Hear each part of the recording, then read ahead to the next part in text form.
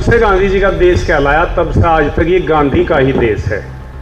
लोगों ने प्रयास किया है पिछले कुछ सालों में, वो एक केवल पॉलिटिकल इंडिपेंडेंस का ही मूवमेंट नहीं था, वो एक सोशल रिफॉर्म का मूवमेंट था, वो एक कल्चरल रीजनरेशन का मूवमेंट था, वो एक इकोनॉमिकल रिफॉर्मेशन का भी मूवमेंट था। आपकी पीढ़ी, उन अभिनेत्री की पीढ़ी कुछ भी कह सकती है, ना उन्हें पता आज़ादी की क्या कीमत थी, ना आपको पता आज़ादी की क्या कीमत। लेकिन कुछ लोग डिबेट पर, चैनल पर रात को बैठकर जो है चोंच लड़ाते हैं, उनके लिए वो राष्ट्रवाद है। तो जो लोग ऐसा मानते हैं कि अंबेडकर साहब आए तो हमें सोशल जस्टिस मिला, ऐसा नहीं है। लेकिन फिर भी कुछ बातें तो करनी होंगी। आज के इस आयोजन के सम्मानित, परम श्रद्धेय, आदरणीय, इस विद्यालय की धरोहर, आदरणीय गुरुजी ब्रजमोहन अग्रवाल जी, सम्मानित विद्यालय परिवार, हमारी प्रबंध समिति के उपस्थित एकमात्र वर्तमान सदस्य भाई राजेंद्र जी चढ़ाव से, मेरा सहयोगी, समर्पित, कर्तव्यनिष्ठ विद्यालय परिवार, साथियों, आज की जो प्रस्तुतियां थी, जो बच्चों की व्यक्तिगत प्रस्तुतियां थी, वे तो थी ही, उनका तो स्तर आप लोग निर्धारित करें कि उनका क्या लेवल था। लेकिन जो चार हमने अटरंडम जिले की एक कोल पे, प्रेर पे ही अटरंडम जो हमने चार आपको सब्जेक्ट दिए थे, हमारे अनिल कुमार जी 11D, हमारे वर्मा जी 12D, और हमारे साइंस की टीम अशोक कुमार, शाहिद अंजुम, और एक लड़कियों का कार्यक्रम था प्रीति और सवीना। इन सबको मैं वास्तव में हृदय से बधाई देता हूँ कि ये कभी मेंटोर नहीं रहे, इन्होंने कभी नाटक नहीं करे, इन्होंने कोई मंचन नहीं किया, इनका ये पहला प्रयास था। ये वास्तव में जो है काबिले गौर और काबिले तारीफ था। मैं खुद हैरत में था कि ये हो क्या रहा है यहाँ, ये तो पहले भी हो सकता था। ना जिले से रात को मुझे कॉल आवे और ना ये काम हो, ये सुबह अचानक हो गया। प्यारे बच्चों और सम्मानित साथियों, अब कुछ कहने के लिए रहा तो कहा नहीं कुछ, लेकिन फिर भी कुछ बातें, मुझे संस्था का प्रधान हूँ, आज का अध्यक्ष हूँ, कुछ कहना पड़ेगा। सुने कुछ मेरी बात, कुछ मुझे थोड़ी ऊपर की बात करनी पड़ेगी आज, क्योंकि लेवल थोड़ा सा बढ़ गया है विद्यालय का। साथियों, ये देश कभी बुद्ध का देश था। इस देश का परिचय बुद्ध से था। उसके बाद, बुद्ध के बाद दूसरा व्यक्तित्व हुआ विवेकानंद। इसका परिचय स्वामी विवेकानंद ने कराया विश्व धर्म सभा में। विवेकानंद जी के बाद जो देश कहलाया, ये गांधी जी का देश कहलाया। और ये जब से गांधी जी का देश कहलाया तब से आज तक ये गांधी का ही देश है। लोगों ने प्रयास किया है पिछले कुछ सालों में कि इस देश की कुछ पहचान बदल जावे, लेकिन उनमें दम नहीं है इतना कि वो अंतर्राष्ट्रीय जगत में जाके, इस दुनिया में जाके ये कह सकें ये एक देश गांधी का नहीं, उनका है, जिनका वो समझते हैं।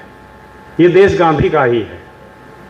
लेकिन गांधी जी के लिए भी एक हमारे संत हुए हैं विनोबा जी, उन्होंने एक लाइन कही थी कि ये देश उनके समकालीन ही थे। 1951 में उन्होंने एक भूदान आंदोलन चलाया था, ग्राम दान भूदान।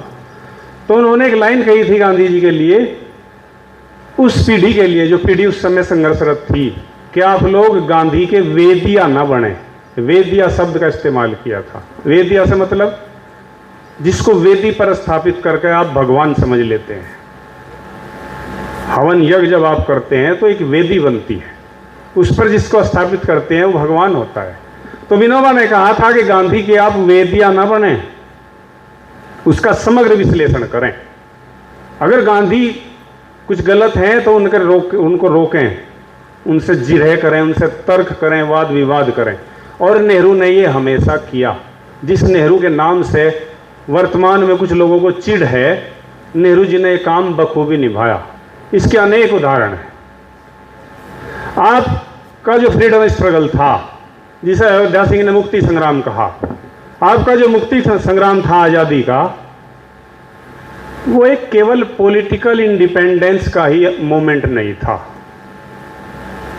वो एक सोशल रिफॉर्म का मूवमेंट था, वो एक कल्चरल रीजनरेशन का मूवमेंट था, वो एक इकोनॉमिकल रिफॉर्मेशन का भी मूवमेंट था। और जो इस मूवमेंट को 1885 से 1947 तक अपने कंधों पर ढोकर लाई, उस संस्था का नाम कांग्रेस था।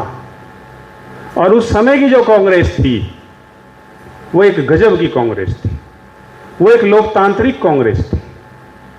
उस कांग्रेस का मतलब ये था कि उसमें वामपंथी भी थे, उसमें दक्षिणपंथी भी थे, उसमें राजनीतिक जिज्ञासा के लोग भी थे, उसमें सब थे, वो सबकी कांग्रेस थी। और प्यारे बच्चों, उस कांग्रेस का जो आधार था, उसकी जो स्थापना का आधार था, उसका जो एस्टेब्लिशमेंट था, वो भी डेमोक्रेटिक था, उसका ढांचा लोकतांत्रिक था। और उसकी जो मीटिंग थी जस्ट लाइक पार्लियामेंट थी, खुले अधिवेशन होते थे, तर्क वितर्क थे, लोकतांत्रिक ढांचा था उस कांग्रेस का। उसके कुछ उदाहरण बताऊंगा आपको। देश में गवर्नमेंट ऑफ इंडिया एक्ट बना 1935 में। इस एक्ट के फॉर्मेशन के बाद इसके मुताबिक 9 राज्यों में चुनाव होने थे। तो नेहरू बहुत बड़ी हस्ती थे, उन्होंने कहा हम इन चुनावों में भाग नहीं लेंगे। लेकिन कांग्रेस के अधिवेशनों में खुली चर्चा हुई और बहुमत से तय पाया गया कि नहीं, हम इसमें हिस्सा लेंगे। और 9 के 9 प्रांतों में जो है कांग्रेस ने चुनाव लड़ा और सरकार बनाई। और पंडित जवाहरलाल नेहरू ने इतनी मेहनत की, वो स्टार प्रचारक थे उस चुनाव के। जून 1936 में पटेल साहब को एक चिट्ठी लिखनी पड़ी गांधी को। जून 1936 में पटेल साहब लिखते हैं कि नेहरू की प्रशंसा के लिए मेरे पास कुछ शब्द नहीं है, ये मेरी अपेक्षाओं से कहीं ज़्यादा है। मैंने सोचा भी नहीं था कि जो आदमी सम्मेलनों में विरोध कर रहा है मंच से, वो इतना आगे बढ़कर, यानी जब बहुमत से निर्णय हो गया, जब एक सदन ने तय कर दिया कि चुनाव लड़ना है, तो नेहरू जी ने पूरी ताकत से चुनाव लड़ा। ये कांग्रेस का चरित्र था।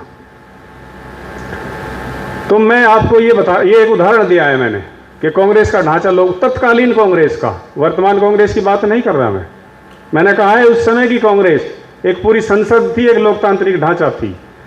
वर्तमान में मैं ये कह रहा था आपसे कि आपका जो स्वतंत्रता का आंदोलन था वो एक सोशल, कल्चरल और इकोनॉमिकल रिफॉर्म का आंदोलन था। इसके अलावा वो आंदोलन जो है आधुनिक समाज के विश्व के सबसे बड़े आंदोलनों में से एक था। वो एक एंड था किसका? साम्राज्यवाद का। वो उपनिवेशवाद का एक खात्मे का भी आंदोलन था, वो साम्राज्यवाद के खात्मे का भी आंदोलन था। और आपको हैरत होगी ये जानकर कि दुनिया की जो चर्चित हस्तियां हैं, भाई ना हटा दो यहां से, दुनिया की जो चर्चित हस्तियां हैं उन्होंने इस आंदोलन के लिए क्या लिखा है कि आप हैरत में पड़ जाओगे सुन के। अभी पिछले साल जो है एक अभिनेत्री ने ये कह दिया था कि हमें तो आज़ादी 1947 में तो भीख में मिली थी, आज़ादी 2014 में मिली है। मैं उन्हें कहना चाहूँगा कि मार्टिन लूथर किंग ने बहुत कुछ कहा हमारे स्वतंत्रता आंदोलन पर, लेकिन एक और वहाँ अश्वेत लेखक थे अमेरिका में, लीडर भी थे, थिंकर भी थे, लेखक भी थे। आप उन्हें सुनिए क्या कहते हैं। डिबोई ये कहता है कि ब्रिटेन में लोकतंत्र की स्थापना से ज़्यादा महत्व इस आंदोलन का था। क्या आप जानते हैं ब्रिटेन में लोकतंत्र की स्थापना कब हुई? 1707। डिबोई कहते हैं कि फ्रांस की राज्य क्रांति, फ्रेंच रेवोल्यूशन 1789, फ्रांस की राज्य क्रांति से भी अधिक महत्व भारत के स्वतंत्रता संग्राम का था। आगे डिबोई कहता है कि अमेरिका में दासता की समाप्ति, अमेरिका आज़ाद तो 1776 में हो गया था 4 जुलाई में, लेकिन दासता की समाप्ति 1865। तो डिबोई ये कहता है कि अमेरिका में दासता की समाप्ति से भी बड़ा आंदोलन भारत की स्वतंत्रता का था। और लास्ट में ये कहता है कि जो रशियन रेवोल्यूशन थी, साम्यवादी क्रांति, रूस की लेनिन की क्रांति 1917 की, उससे भी बढ़कर, उससे भी ज़्यादा महत्व भारत के स्वतंत्रता संग्राम के आंदोलन का था। 15 अगस्त 1947 की घटना इन सभी घटनाओं से बड़ी घटना थी। आपकी पीढ़ी, उन अभिनेत्री की पीढ़ी कुछ भी कह सकती है, ना उन्हें पता आज़ादी की क्या कीमत थी, ना आपको पता आज़ादी की क्या कीमत है। और ये आंदोलन सामाजिक संबंधों की पुनर्रचना का भी आंदोलन था। एक मध्य प्रदेश के एक विचारक हुए हैं, नाम नहीं सुना होगा, बैतूल में पैदा हुए, शंकर त्रिभुवनकम, सादी भाषा में दादा धर्माधिकारी बोलते हैं उन्हें।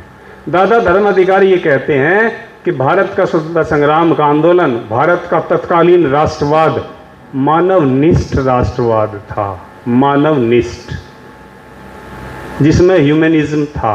और आज का राष्ट्रवाद, राष्ट्रवाद के अनेक रूप हैं।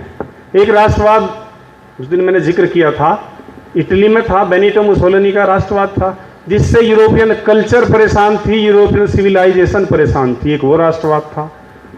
जिनके वो रोल मॉडल थे एडोल्फ हिटलर के, एक उनका राष्ट्रवाद था। पूरी जर्मनी तबाह थी, पूरी दुनिया तबाह करी, दूसरे युद्ध में 5 करोड़ लोग खपा दिए। एक राष्ट्रवाद आपका राष्ट्रवाद है, मैं अपना काम कर रहा हूं ईमानदारी से, ये भी एक राष्ट्रवाद है। आप एक किसान हैं, आप इत्मीनान से ईमानदारी से खेती कर रहे हैं, राष्ट्र के लिए अन्न का उत्पादन कर रहे हैं, ये भी राष्ट्रवाद है। लेकिन कुछ लोग डिबेट पर, चैनल पर रात को बैठकर जो है चोंच लड़ाते हैं, उनके लिए वो राष्ट्रवाद है। मैंने एक दिन एक कहानी सुनाई थी पत्थर तोड़ने वाले की। 3 मजदूर पत्थर तोड़ रहे थे। एक ने क्या कहा था, मैं सबसे बढ़िया पत्थर तोड़ने वाला हूँ, क्या समझते हो? दूसरे ने कहा था, अरे भाई अपना टाइम काट रहे, अपने भरण पोषण के लिए पत्थर तोड़ रहे। तीसरे ने क्या कहा था, मैं इस राष्ट्र के लिए जो है राष्ट्र निर्माण के काम को कर रहा हूँ, इसलिए पत्थर तोड़ रहा हूँ। ये भावना है, एक वो राष्ट्रवाद है। तो साथियों, आज की स्थिति क्या है? आज सुन लो, आज हम अतिवाद के शिकार हैं, एक्सट्रीमिज्म। इतना अतिवाद है कि हम खुद कंफ्यूज हैं, वो चाहे कोई भी हो। कंफ्यूज किस मायने में? मैं समझता हूं कि सच्चाई का ठेका मेरे पे ही है, सच्चाई का ठेका मेरे पास है। अगर आप मेरे विचार से सहमत नहीं हैं, आप मेरे आइडिया से सहमत नहीं हैं, तो आप एंटी नेशनल हैं, आप एंटी हिंदू हैं, या आप एंटी मुस्लिम हैं, या आप एंटी सोशल हैं। आदमी यहां तक तैयार है कि दूसरे की हत्या कर रहा है। आपने ट्रेन की घटना सुनी होगी। आज अतिवाद के इतने शिकार हैं, जबकि हमारे शास्त्र ये कहते हैं कि सत्य के तो अनेक रूप हैं, सत्य के अनेक रूप हैं, अनेक। सत्य को स्वयं परमात्मा भी नहीं जानता, ये शास्त्र कह रहे हैं आपके। और मनस्विद और ये एंथ्रोपोलॉजिस्ट क्या कहते हैं? ये कहते हैं कि सत्य के कम से कम 7 रूप तो हैं ही, 7 तरीके से तो परिभाषित किया ही जा सकता है। तो सत्य को परिभाषित करना इतना आसान नहीं है।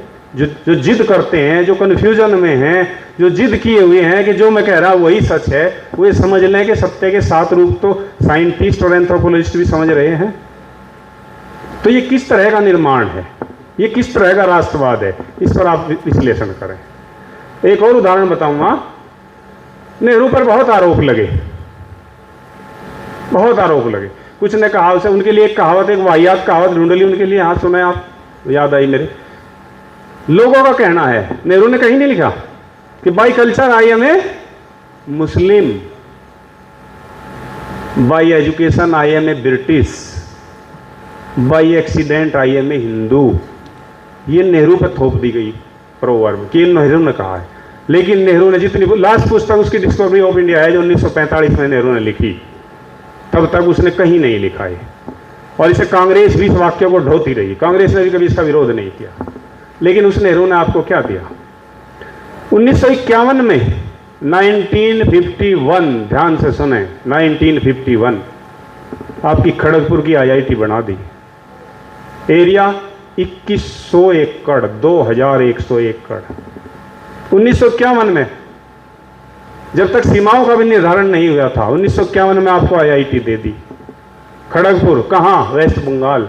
उसी खड़गपुर में, उसी वेस्ट बंगाल में 1961 में देश का सबसे बड़ा IIM कलकत्ता दे दिया, Indian institute of management Calcutta, जहां आप नाज करते हैं कि इस देश में IIM कलकत्ता जैसे संस्थान हैं। नेहरू जी 1956 में जर्मनी चले गए, वहां एक ट्रीटी की और मद्रास की IIT बनवा दी। IIT मद्रास 1961 की स्थापना है, 1956 में वहाँ गए, 1961 में IIT मद्रास बनवा दी। 1961 में लास्ट IIT उन्होंने दिल्ली बनवाई, जो ब्रिटेन के सहयोग से बनी। मद्रास की IIT जर्मन के सहयोग से बनी। अगर आपको इस आदमी पर अब भी सवाल उठाने हैं, इसके अलावा एक और चीज़ बताऊंगा, उसने केवल यही नहीं किया। नेहरू जी समझते थे कि जो टेक्नोलॉजिकल सिविलाइजेशन है वो क्या करती है, वो क्रिएट्स स्पिरिचुअल एम्प्टीनेस, वो आध्यात्मिक खालीपन को पैदा करती है। तो नेहरू ने साहित्य अकादमी बनवाई, संगीत अकादमी बनवाई, कला संगम बनवाया, नाटक अकादमी बनवाई, नेशनल स्कूल ऑफ ड्रामा बनवाया, चिल्ड्रन फिल्म सोसाइटी बनवाई, फिल्म इंस्टीट्यूट बनाया। 20वीं सदी के मानव चेतना में जितने क्रिएटिव आउटलेट्स थे वो सब नेहरू ने तब बनवाए। आज जो हमारे नीति नियंता हैं वो अपने तरीके से काम कर रहे हैं। तो आपको ये तय करना है कि आज का राष्ट्रवाद कहाँ है, तब का राष्ट्रवाद कहाँ है। जिस राष्ट्रवाद को हमें एप्रिसिएशन मिलता है वो राष्ट्रवाद है, या जो आप टीवी पर राष्ट्रवाद देख रहे हैं वो राष्ट्रवाद है, या आप इत्मीनान से 100% ईमानदारी से अपने काम को अंजाम दे रहे हैं वो राष्ट्रवाद है। ये तय आपको करना है, ये आपको ही तय करना पड़ेगा और कोई तय नहीं कर सकता। यहां भी एक और याद आया मेरे, कोरोना आया, बड़े खुश थे हम, छाती ठोक रहे थे, कनाडा हमसे वैक्सीन मांग रहा, दुनिया के देशों ने हमसे वैक्सीन मांगी, हम बहुत खुश थे, पूरी छाती ठोकी हमने। क्या जानते हैं वो ढांचा 2014 से अब तक बन गया था वैक्सीन के फॉर्मेशन का? 1935 में, शायद जानता भी नहीं होगा, ख्वाजा अब्दुल हमीद, उसके फादर बहुत बड़े रईस थे, वो उसे जो है ब्रिटेन में वकालत पढ़ा आए, उन्होंने कहा ढंग का वकील बनना है। लेकिन ख्वाजा अब्दुल हमीद ब्रिटेन से सीधे जर्मनी पहुंच गए और जाके वहाँ क्या किया, जो सिप्ला समझते हैं, सिप्ला फार्मेसी दवाइयों की कंपनी, सिप्ला के फाउंडर हमीद साहब थे। वहाँ से आके नेहरू जी से मिले कि जी मैं क्या कर सकता हूँ देश के लिए।